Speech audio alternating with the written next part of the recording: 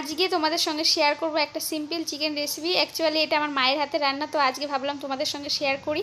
তো প্রথমেই এই যে আলু কেটে নিয়েছি বড় বড় করে, তারপরে লঙ্কা আদা রসুন পেস্ট সব কিছু করে নিয়েছি। আর প্রথমেই কড়াইতে দিয়ে দেবো আলু, যেটাকে লাল লাল করে ভেজে নিয়েছি। এটার মধ্যে কোনো লবণ হলুদ কিছু দেওয়া নেই। তো লাল লাল করে এই তো ভেজে এক এক করে তুলে নিলাম। তারপরে কড়াইতে দিয়ে দেবো জিরে ফোড়ন, তারপরে দিয়ে দেবো সেই সব মশলা বাটা, আদা রসুন জিরে যা যা বেটে রেখেছিলাম মিক্সার গ্রাইন্ডারে, তো সেটা দিয়ে দিলাম। এরপরে মশলাটাকে ভালো করে কষিয়ে নিতে হবে। মশলাই তো কষানো হয়ে গেছে, তারপরে দিয়ে দেবো এর মধ্যে চিকেনটা এই পর্বে খুব ভালো করে কষিয়ে নিতে হবে। তারপরে দিয়ে দেবো লবণ দেওয়ার পরে দিয়ে দেবো সেই কাটা আলুগুলো, ভাজি করা আলু যেহেতু একটু বড় বড় করে কেটেছিলাম, তাই সেই জন্য লবণের সঙ্গে দিয়ে দেবো যাতে একটু গলে যায়। তারপরে দিয়ে দেবো লবণ হলুদ লঙ্কা পাউডার জিরে পাউডার ধনে পাউডার সব কিছু দেওয়ার পরে এই তো জল দিয়ে দেবো। জল দেওয়ার পরে আরেকটু ভালো করে নাড়াচাড়া করে ঢাকনি দিয়ে দেবো। ঢাকনি দেওয়ার পরে গোটা গরম মশলা বেটে দিয়ে দেবো চিকেনে।